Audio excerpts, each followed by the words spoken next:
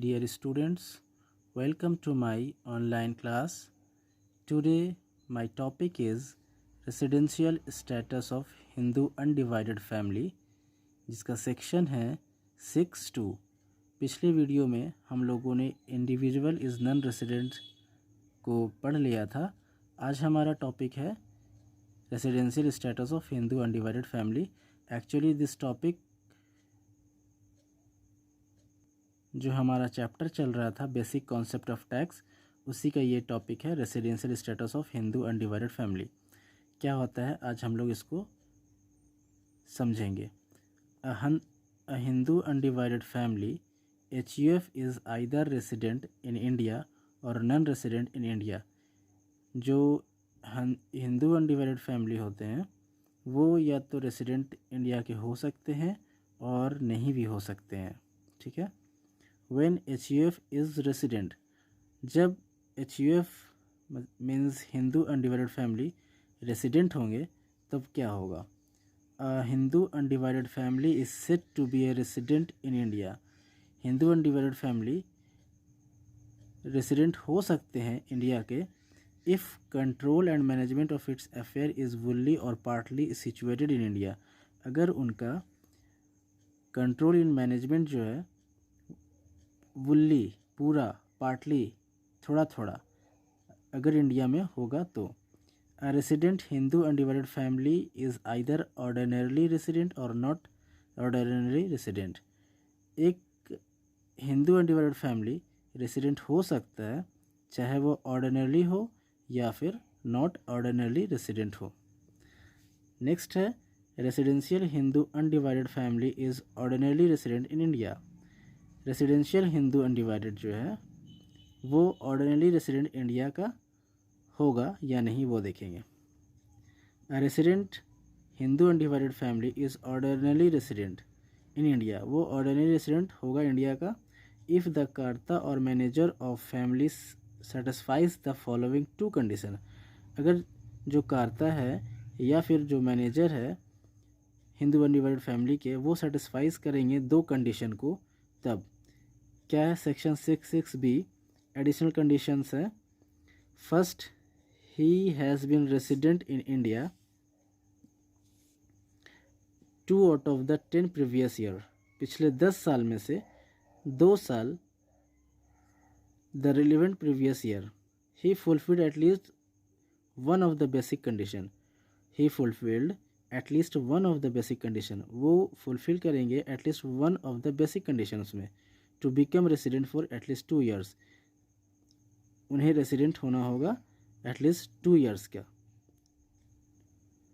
He has been in India for at least 730 days, उन्हें India में 730 days होना होगा in all during the previous years, पिछले 7 साल में, preceding the relevant previous year.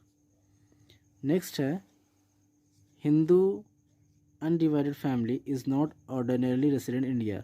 ये जो HUF है वो नॉट ऑर्डिनरली रेसिडेंट इंडिया के नहीं है। देखते हैं क्या होता है। If the karta or manager of resident, अगर कर्ता और मैनेजर रेसिडेंट है Hindu undivided family does not satisfy the 2 additional condition. तो जो HUF है अगर नहीं सेटिस्फाई करते हैं, does not satisfy the 2 additional condition को, 2 एडिशनल कंडीशन जो था, the family is treated as resident, तो वो फैमिली जो होगा वो रेसिडेंट होगा but not ordinarily resident in India, लेकिन वो ऑर्डिनरली रेसिडेंट नहीं होगा, ठीक है। Next is when HUF is non resident. A Hindu undivided family is non resident in India.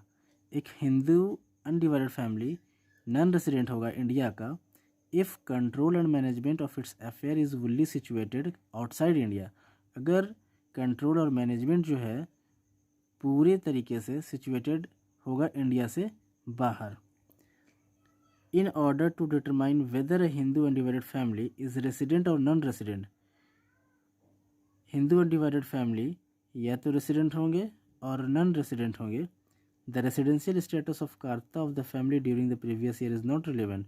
तो जो रेसिडेंशियल स्टेटस होगा कर्ता का ड्यूरिंग द प्रीवियस ईयर, पिछले प्रीवियस ईयर में, इज़ नॉट रिलेवेंट, वो रिलेवेंट नहीं होगा। ठीक है। नेक्स्ट टॉपिक है हमारा residential status of a company. एक कंपनी का रेसिडेंशियल स्टेटस, सेक्शन 6(3). सेक्शन याद रखते चलेंगे हम लोग किसी भी टॉपिक का। A company is said to be resident in India. एक कंपनी रेसिडेंट हो सकता है इंडिया का इन एनी प्रीवियस ईयर, किसी भी प्रीवियस ईयर में।